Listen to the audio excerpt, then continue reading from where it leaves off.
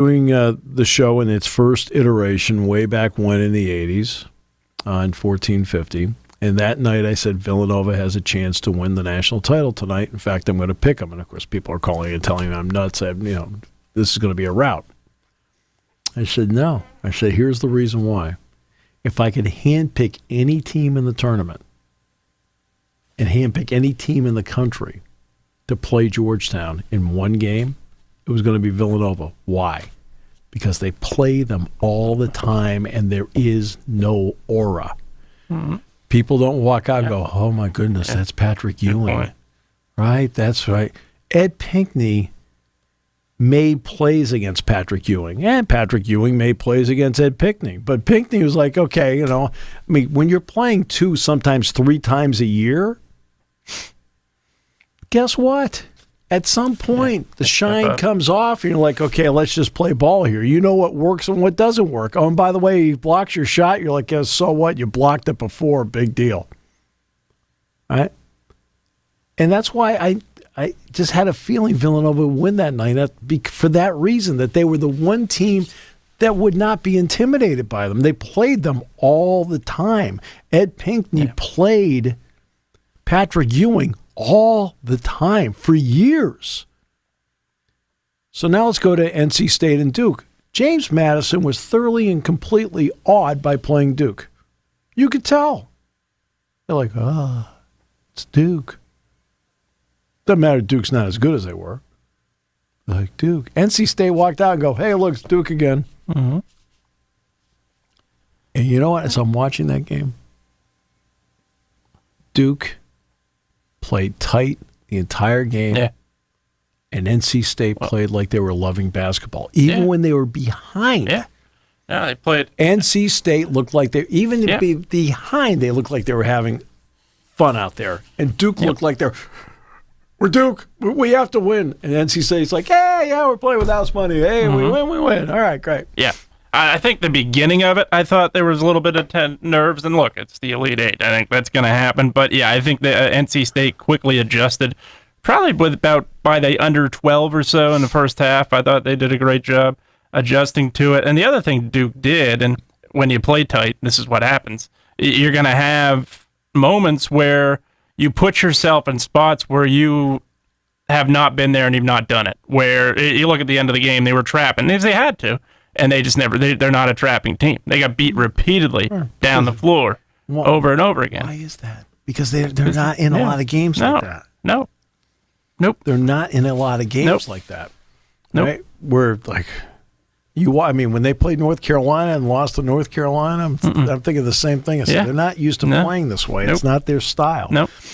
McCain shot the ball beautifully. Yeah, they played well. But he's the only guy. Mm-hmm. Yeah. Okay, they needed Proctor to shoot it. Yeah, needed Proctor better. They needed Roach to shoot it. Had to be a lot better. Yeah, right. And Filipowski had to stay out of foul trouble. But Filipowski, there's a reason why on my Wooden Award ballot we had to go 1 through 10. So 1 through 5 is your first team. All right. I didn't put Filipowski in the first team. I put him on the second team. Why? Because every time I watch him, he'll do some good things, and then he'll do some things that make no sense. Make no sense. He did a bunch of things yesterday that made no sense. Right? And I watched him in the North Carolina games, and I thought he looked tight. I watched him yesterday. I thought he looked tight. He lets his emotions get the best of him. He's an emotional player, right? Oh, you have to. When you channel your, guess what? You can take your emotions and get yourself off balance. He gets off balance. That'd be my qualm about drafting him. All right? If I sat there and said, okay, what's the negative about the guy? The negative about the guy is that I feel like he gets too emotional out there, and it throws his game off when it is. And then there's Burns. I mean, I don't know. Have you ever seen the guy mad? Soft touch, beautiful passer, stays out on the floor longer than he did. I'll tell you right now, they were pulling him in the ACC tournament. I know you're doing 5 games, 5 days, so you're going to coach it a little differently in terms of massaging minutes. And now you've got spaces between games. That helps. But like Edie, and we'll get to Purdue in a moment. All right. I mean, you notice that Edie only came out of the game for like 40-something seconds yesterday? Yeah. That was it. Yep. Burns played almost all the way through yesterday. He was playing long periods of time, and the guy's having a blast. And I'm a big DJ Horn guy. I just think he's a really good player. Diarra, I'm not going to sit here and pretend I'm an expert on Ramadan. So I don't know when it ends. Like, for example, yesterday, I guess you can't have anything to eat or drink during sunlight. Mm-hmm. All right. I remember when Gerald Smith was on the Penn State football team during spring practice, went through that with him.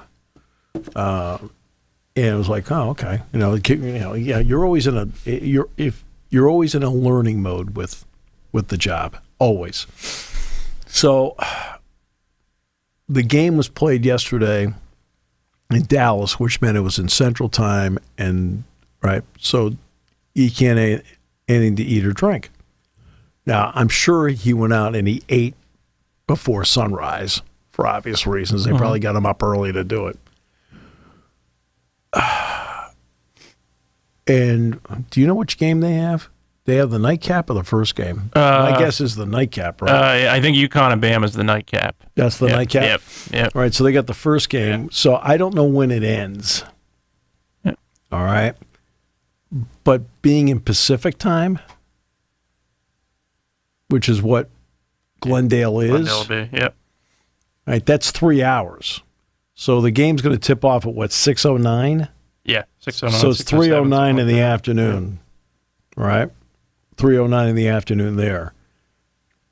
And I only bring this up because, no offense, you're out there, you're playing. They're constantly trying to hydrate you. Mm-hmm. Right? Definitely, yeah. Well, when does when does Ramadan end? I'm only pointing that out only because he is a key guy to what they're doing, right? And I totally respect his. Tuesday, April 9th, so it would still be going. Yeah, all right. So a championship game, he'd be fine. Yeah, because that would be the 8th. Yeah, the 8th. Yeah, yeah, but it's at but night. it'd be at night. It's 9:20 at night. It'd be 6:20 there. Yeah. So they have to play the first game. Ew. And I only say that because no offense, but it is a factor, especially in the second half, his ability to hydrate him. Yep. Okay. And I totally respect his religious beliefs, just like Sandy Koufax did not pitch game 1 of the 65 World Series because it was on Yom Kippur. Okay? Pitch game 2, 5 and 7. And won 5 and 7, by the way. But, so I have, but I'm just saying that when you're looking at the game, it's a factor. I'll get to Purdue in a second. I'm thrilled for Chris Stewart. They did a nice feature on Chris, the Alabama play-by-play announcer, who's going to be the voice of football as well. Chris has had a lot of health issues. When they came to the Jordan Center to play here, when we was down at Coleman, I had a long talk with Chris, and he's just a great guy. But he did not do the game at the Jordan Center. That's when he was having his heart issues, right? Because if you saw the pregame piece on him, I'm thrilled for him, that he gets an opportunity to do this, and he's going to do the, and then he's going to get the football deal, as much as how much I like Eli Gold. But Chris had nothing to do with what happened with Eli Gold. He didn't make the decision, somebody else did. So I'm thrilled for him. I do not know the UConn people at all because remember Joe D'Ambrosio left to work full time at WTIC in Hartford because, as Joe explained to me, he says, Steve, they have benefits. I'm like, okay, yeah, I understand that, important. Joe. That's right. All right, Gary Hahn, who does NC State. I've known Gary for 40 years. And whatever game is the last game, whether it's Saturday or whether it's Monday, it'll be his last game doing NC State. He is retiring. And Gary's a terrific guy. I just like him, outstanding announcer, and thrilled for him. And then there's Rob Blackman. All right.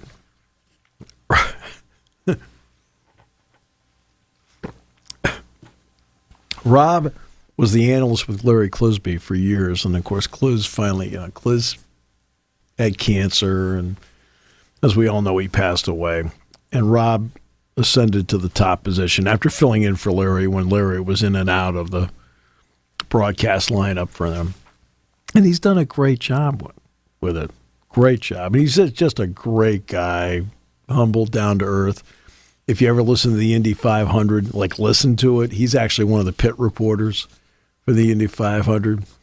All of us kid him all the time. We always do that Big Ten golf outing. Yeah. Right. And we all kid him all the time. 4 tires, fuel, he's out of here. Great. Great report, Rob. It's the same report on every one of them. Unless the pit crew fumbles the tire, then forget about it. Then you're in trouble. But everybody was kidding him about it. Yeah, Rob, 4 tires, fuel, he's out of here. That took 9.2 seconds. All right. So I'm thrilled for him because now let's get to Purdue. Hey, Zach Edey, starting with the Ohio State game where they lost, people have finally picked up on the fact that he drops the ball down. Yeah. Okay? As he's setting up. And you notice people are swatting the ball away from him at his waist. He had 40 yesterday. Just watch the game. Mm-hmm. Okay? Hey, how many times has he been going up in this tournament? And they all started with Ohio State. They would send the second guy, and the second guy would swat the ball out of it because he has a tendency to bring the ball down to his waist, which then, even though a lot of big guys have a bad habit, they'll take it and they'll dribble. Well, what happens when they dribble? I'm talking when they should just go straight up. Straight up. Because there are times there are times you have to dribble to post yourself. But I'm talking when you're point blank. Yeah. Because it's a habit. They'll take. What do? They make themselves smaller. Yeah. Absolutely. When they do it. And Dick Girardi and I point that out all the time about guys when they're in that spot, not when they're trying to back in or whatever, or they're too far out. That's okay. I'm talking point blank catch and shoot, right?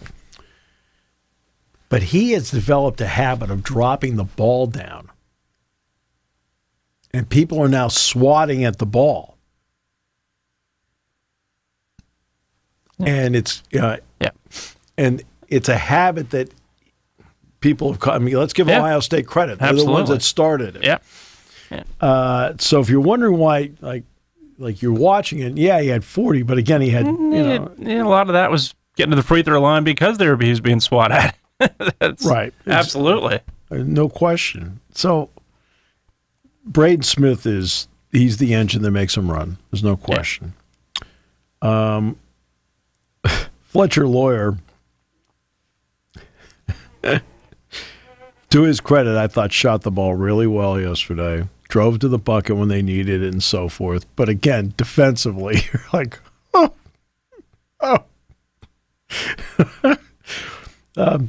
well, he's scoring just enough. We'll just work around it. Jones is a difference-making athlete for them. He is a different player compared to the rest of the guys that they have. Coleman's given them some good minutes. Trey Kaufman-Renn has been terrific in this tournament. But you look at yesterday, okay? So Edey at 39 points, okay? He was 13 and 21 from the field, right? One thing they don't have on here is how many free throws he had. Oh, man. I mean, it's not just how many, it's how many he attempted. Yeah, he had quite a few. Is there an expanded box score in here? I would hope. He had quite a few because he's with the line. But I talked about what the Purdue. Remember leading in last week? Well, you weren't here last week. You were vacationing in Guadalajara. That's right. Right when Purdue has more free throw attempts than the opponent, they're like something like 200 and something and 40 or whatever when they have more. Well, they had 33 free throw attempts yesterday. There were only 21 of 33. Yeah, 21, 33. But yeah. Tennessee had 11. 11. They were 7 of 11. They had the same free throw percentage. But they were minus 14 at the free throw line in a game they lost by 6.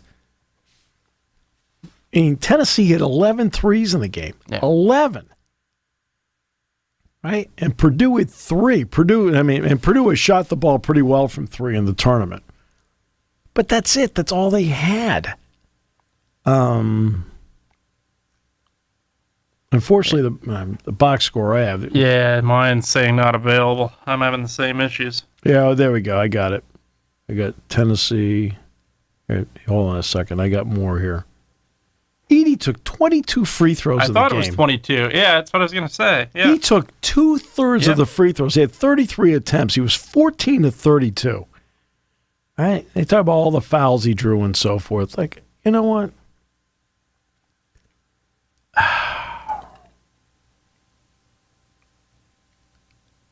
It's going to be interesting to see how they play with Burns, Middleton, Diarra, how they play this thing. That's going to be interesting. Because Dalton Connect, by the way, was just phenomenal yesterday. Yeah, I thought he played great to the point where I'm watching Dalton Connect play, and I'm thinking to myself, how did this guy end up at Northern Colorado? I know. Now, I realize that everybody develops. How often have you heard me say everybody develops at their own rate, their own pace? But how could it not be after his second season that somebody's like saying, hey, maybe you ought to go in and transfer up? He is something. Yeah. They just had no other option that wasn't Dalton Connect like yesterday. Ziegler didn't play well. Yeah. I'll say this. Estrella, when he came in the game, Estrella did a good Played job. All right, yeah, absolutely. Okay? He did a good job. Yeah. They had to finally take him out. Yep. But, like, holy mackerel. All right, now. And he could beat in so many ways to Connect. He's a guy that really, number one, he could shoot the 3, obviously. He has the ability to. Oh, yeah. In the draft, he'll be a top 15 draft pick. Yeah. Like Edey won't be. No. Connect will be. No. It's interesting. Let's think about the regular season. And let's think about now. What was, all season long, without question, the toughest conference, the number one conference in college basketball? Which one? Over and over again. Yeah. Big 12. Big 12. Big 12. Yeah. Right? Over and over again. Yeah, I think you could. Yeah, I can agree. Yeah. Right. Now, I realize Houston had a special situation because Shed got hurt. Yeah, Shed got hurt. That killed him. That was huge. Absolutely. Okay.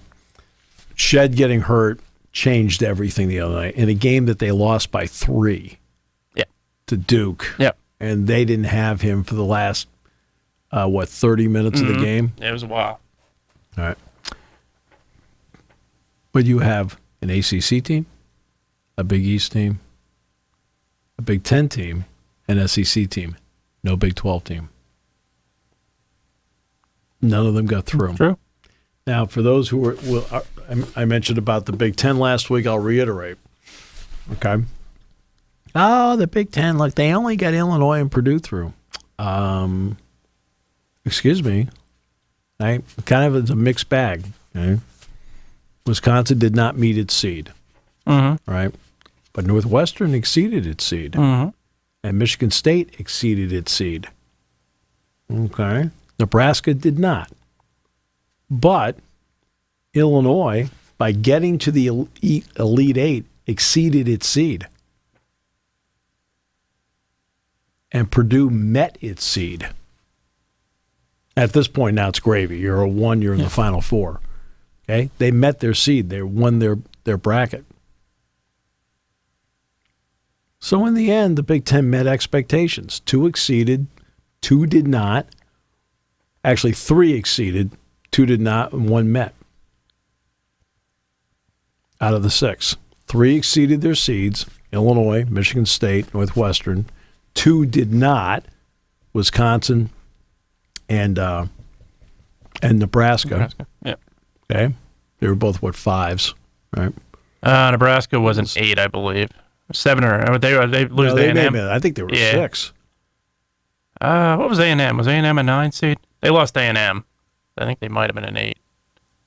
Maybe they were a 7, but A&M was a 10. Who did A&M play second round? They play a 1 seed? I'm trying to think of who they even played second round. But then there's Purdue, which met, and Illinois exceeded. Yep. That's how you have to look at it. Yep. Did you meet your seed, or did you get, like last year, like Penn State, for example, exceeded its seed? Yeah. Okay. Michigan State exceeded its seed. The problem was not enough teams in the Big Ten met there. They had a lot of teams in there. Obviously, Purdue didn't. Yeah. And so that's how you look at it. Who met or exceeded their seed line? And that's how I look at it. And so we'll see what they do with Burns, Diarra, Middleton, or was it Middlebrooks? I'm sorry. Middlebrooks. Yep. And Jerry's in the hallway singing. It's just, it's Monday. It's almost noon, so he thinks it's time. But whatever. Okay. You can draw your own conclusions. And there you are. Now, for Penn State basketball, obviously there's been some good news on the transfer front. And I know that the players already officially announced it. I will say this without getting into names, so I'll play it cautious until, you know what I mean? I always have to play it cautious in terms of, with NCAA rules. But I will say this.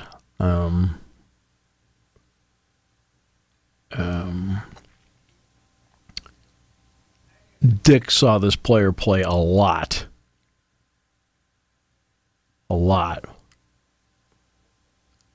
At George School. And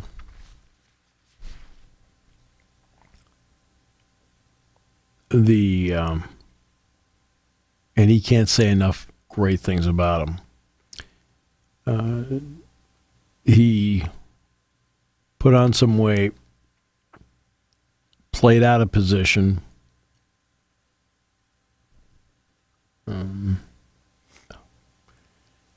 And here it's a better fit. And again, I've done all this without saying the player's name, so I'm not going to. Okay. But I'm excited. I'm excited to see this guy here. Excited to see him here. Football went on Friday night. I think they had at least 40 recruits here from various years, but I think they had at least 40 recruits here. It was an impressive showing. An impressive showing. The Lady Lions play this afternoon, right? 2:30. Yep. 2:30. They'll play Villanova today at Hinkle Fieldhouse. I believe that Joe Putnam was out there with a tape measure.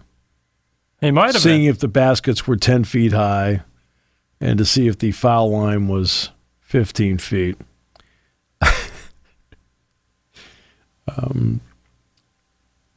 2 years ago, Penn State practiced in there. Yeah, I've done a game in there. I did a game in there a long time ago. But that's where, of course, Hoosiers was filmed. So, the players were asking, "Do you know where?" Jimmy Chip would hit the shot. Yeah. And I said, "You mean Bobby Plump?" Right. And they go, "Okay." Yeah. I said, "That's actually the real guy." So I took him to the spot, which would be inside the 3-point line when you're looking at the big dog in the middle. Yeah. It's to your right. To the right, yeah. Okay. On the near side, okay, with section 107 in the background. Okay. All right. And I said that's where he hit the shot from that the movie Hoosiers. I said that's where he actually hit the shot in real life. Like, okay. Well, they get to play in that arena tonight. That'll be cool. This afternoon. That'll be cool. They'll play Villanova at 2:30. Justin and Joe will be there. Joe did text us, Dick and I, on Saturday night. And they did get to St. Elmo's. Nice. And they were able to get in there. And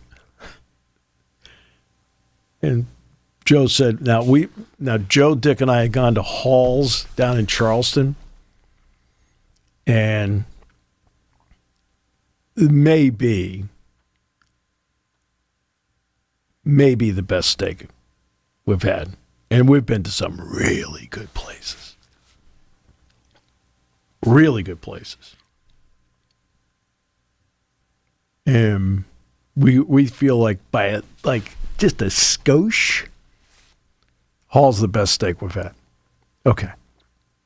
So, goes to St. Elmo's. He goes, he says, it might not be Hall's, but it's really good. So I texted back. I said, Dick, Joe, did you have the shrimp cocktail, which is the signature? Signature, sure.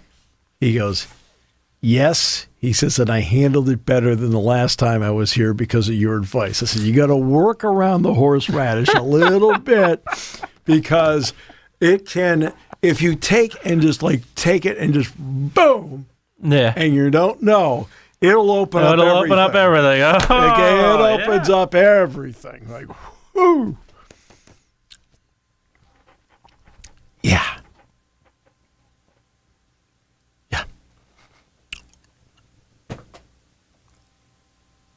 Yeah. So there you go. Yeah. But that's 2:30 this afternoon at Villanova. Now, Illinois is on the other side of the bracket. Did you notice that? Yep. Oh, yeah. I saw that. Mm-hmm. They got a real shot here. I agree. A real shot. They're playing their best basketball of the season. Yeah. They've done this. I mean, without when Tay got hurt, it just took them so much took a little bit of time to adjust all this. Yeah. Now they've adjusted to it. They're playing really well. Kapanis is playing well. McKenna's playing really well. Owosu always plays well. Yeah. But they're playing maybe their best basketball of the season. I give Carolyn and their staff a lot of credit for what they've been able to do. Playing well in close games, playing well when they're behind, I think, too. I think that has been a big part of this tournament. I think they've done a great job, really.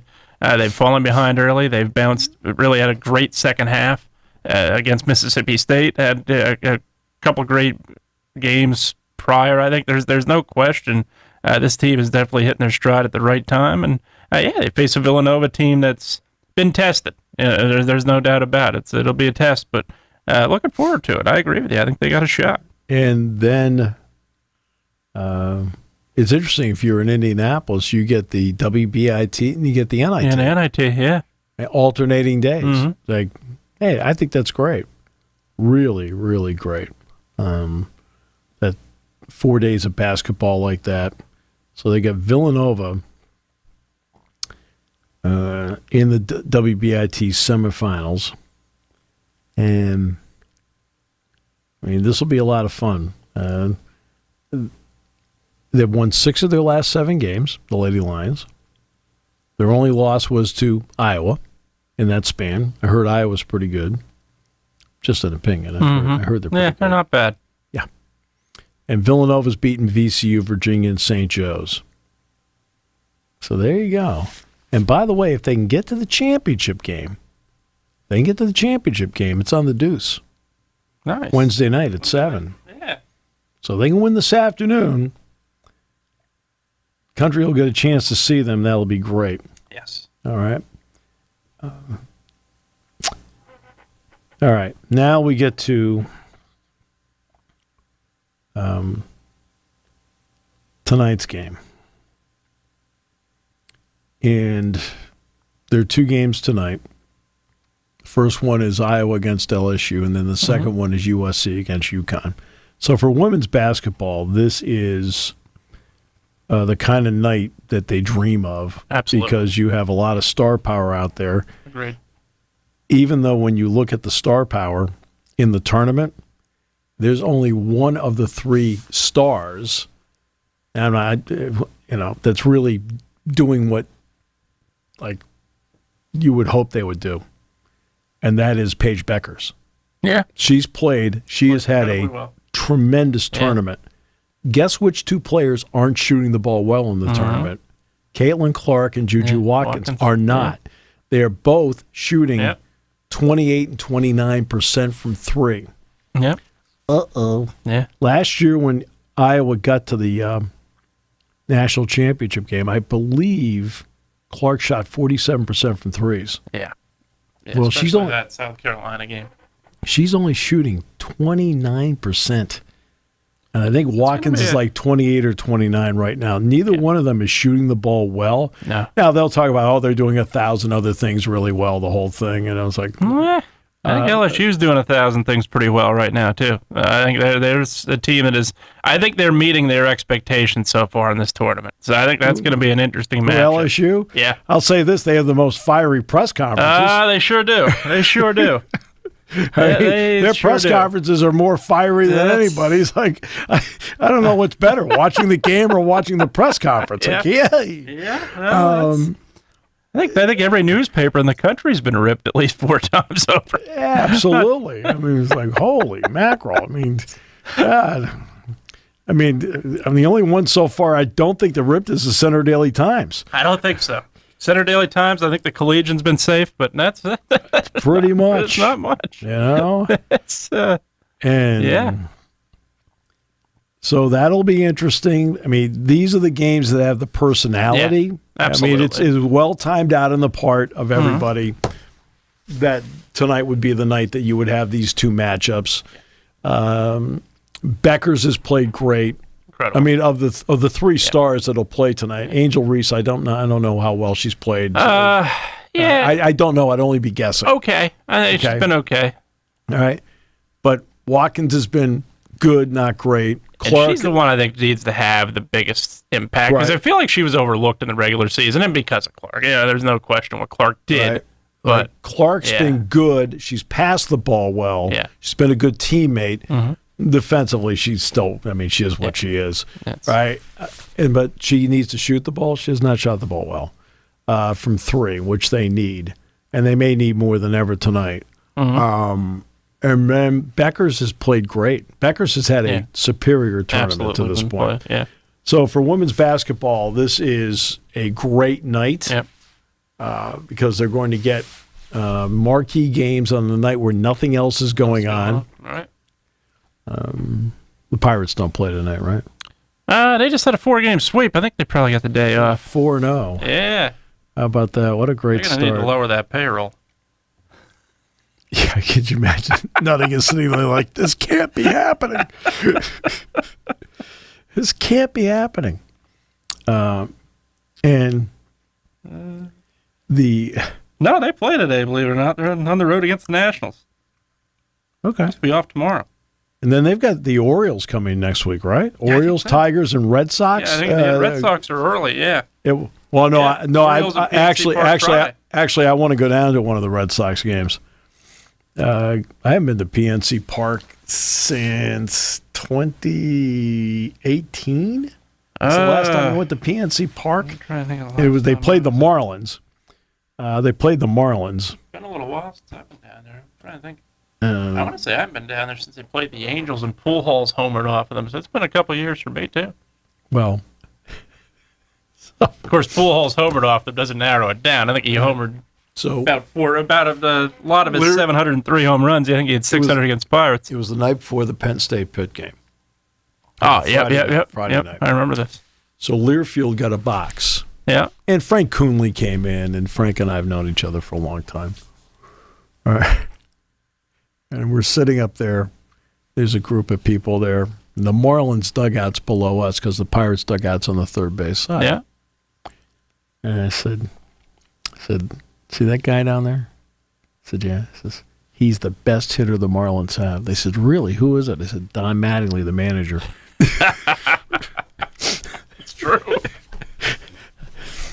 Wasn't that far off? No, not at all. Not during those years. No, that's at all. And I remember, I think that Saturday, the Penn State Pit, because it was the Marlins. That Saturday, they gave a bobblehead out. And there was a monsoon. Now, obviously, Penn State played Pitt that night. It rained pretty much that whole day in Pittsburgh. Oh, I know, because I actually had a press pass to go over that day, and I didn't go over. No, we ended up at a restaurant. I remember that. I watched the game in my room. Yeah, that's what I was saying. We went over to a restaurant, had time to kill, and that was it. I'm thinking those 20,000 bobbleheads, they probably got about 18,000 left because that place was. What was the bobblehead? I can't even remember. It was Come on. This is your area of expertise. It was a pitcher. I can't not remember who it was at that time, but it was definitely a giveaway. Archer. No, I don't think it was Archer. I'm kidding. I'm joking. But they gave an Archer bobblehead out. But it was hilarious. I still remember it. It started raining like 11:30 that day, and it did not stop. We drove home in a monsoon that night. Wow. That was this day where I think the Steelers and Browns tied the next day in Cleveland and Lake Erie, where rain just absolutely came all over the whole field. Yeah. All right, I saw the advanced forecast for the Blue-White game. No, this is in advance. So far, so good. They said brightness index 10. Ooh, I'll take it. Hopefully that happens because they're talking about mid-60s. That's all right with me. I'll take that. Any day. It's all right with me. I'll be freezing in Philadelphia on Saturday night and be 39 degrees or whatever it's supposed to be. Are you going to the game? No, we're actually going to WrestleMania. Believe it or not. We're sitting in the cheap seats. Now, keep in mind. Are you going? Why? Went there 25 years ago. That's what it says. Is this going to be in the link? It's the link, yeah. Okay. Went there 25 years ago, the Wells Fargo Center. So, and had the opportunity to go Saturday night. It's a 2-day event. Opportunity to go. 2 days? It is. It's like 6 hours both days. And literally go and, opportunity to go Saturday night. Okay. If you don't mind me asking you, and you can decline to answer, how much are these tickets? For me, they were a little over $100. They weren't too bad. I think a lot of people are paying like $400 and $500 for them. Okay, let me. In the WWE, yeah. Who's the big stars? The Rock is in the main event that night. The Rock's in the main event. He's back. He's in the main event. He's in his 50s. He's in his 50s. He gets winded on a people's elbow, so that should be interesting. He's going to be there. Cody Rhodes, I think, is one of the big guys. Cody Rhodes? Yeah, Dusty Rhodes, kid. Okay. You remember Dusty? Yeah, didn't he have like long blonde hair? Kind of curly blonde wavy, hair. Yep. Give the elbow, bionic elbow. Yep. Right, and kind of like big guy. Ate a lot. Yep. Yeah. Big guy. Yep. Wore the polka dots in WWF back in the day. Okay. Roman Reigns. Okay. And who's the other guy? He's really good, right? Yep. Yeah. Reigns is, and he's a 49ers fan too, so you got to root for him. And Seth Rollins is the other guy in the main event. Yeah. And what's the main event? Tag match that night. It's The Rock and Roman. They're family. They're related. In real life, they're related. Oh, really? They're part of the WOWY family. Yeah, you remember Afa back in the day? No, I don't. You remember Afa and Seek of the Wild Samoans? No. Yeah, I do. They were around when I watched it. I'm trying to think of how long. That was many years ago. Are they blood relatives? Or they are. Like, okay. Yeah. Gotcha. Yeah, that's they're related. Okay. They're all related. They're all part of the WOWY family. That's the last name. That's the Rock's. They're Roman's last name. Okay. But they're facing Seth Rollins and Cody Rhodes in a tag match, and then the Sunday night, the main event is Cody and Roman for the title. Roman is the champion against Cody Rhodes. Yep, Dusty's kid. Yep. So you have some tradition in it a little bit. I think that's. With it being the 40th anniversary, Are you going with your brother, or? No, I'll go with a couple friends. Yeah, he does. He can't stand wrestling anymore. WWE wrestling. He loves Penn State wrestling. Yeah, everybody does. Yeah, absolutely. But yeah, it's going to be interesting. It's how much does it cost to park? We are taking a bus. Are you taking the bus? Yeah, we're taking the bus down. That's another reason I was going. That swayed me because I didn't want to drive. Do you buy Will you get concessions? Probably. Okay. Yeah. Will you get merchandise? A program, maybe. So no T-shirts or anything like that? Not likely. Maybe an I was there shirt or something, but no, I don't. I'm not invested enough that I would get a... This isn't like when you go to a Metallica concert and you buy the booth out. Buy the whole booth out. That's right. It's kind of an illness, you know. That's true. Well, they sold like a cooler. So is this the second WrestleMania you've ever been to? This will be the second. Okay, Yeah. so you never went to any of the other ones? No, I was at 15 in Philadelphia 25 years ago. Yeah. No, never went to the other This is Saturday. ones. This is Saturday night and Sunday night. Both nights. I'll be there Saturday. So when I'm speaking in Daytona, Florida, Saturday, Yep. you'll be at WrestleMania. I will be at WrestleMania likely Saturday night. I'm Yeah. speaking in Jacksonville Friday night, Yeah. and I'm speaking in Daytona Saturday. Mm-hmm. So while I'm talking to civilized humans, That's right. you will be In the cheap seats with a lot of interesting humans.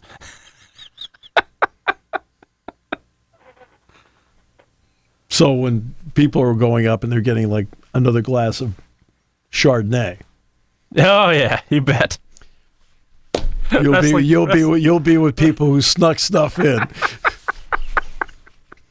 Yep, snuck a lot of stuff in, most likely. Well, they have like the Wow. they have. I can't believe how much it's grown. Like I looked at it. 2 First of all, days? it's 2 days. Number one, yeah, it's been 2 days for probably the last 3 or 4 years. I believe. Oh, because I remember, Yeah. like I didn't watch it. I've only seen. Oh, I watched the early ones. documentaries I watched about the it. early ones. I've never paid a dime for it in my life. WrestleMania. No, I usually the early ones. I got it. What was it? Andre the Giant and Hulk Hogan at at WrestleMania at the 3. Silver Dome. At the Silver Dome, yeah, 93,000. Yeah, I usually would. Where he picked up the Giant and threw him down. And you know, the Giant Body slam. The Giant told him to do it. Mm-hmm. I was actually backstage once because I was there for something with basketball. Okay. So I was backstage leaving.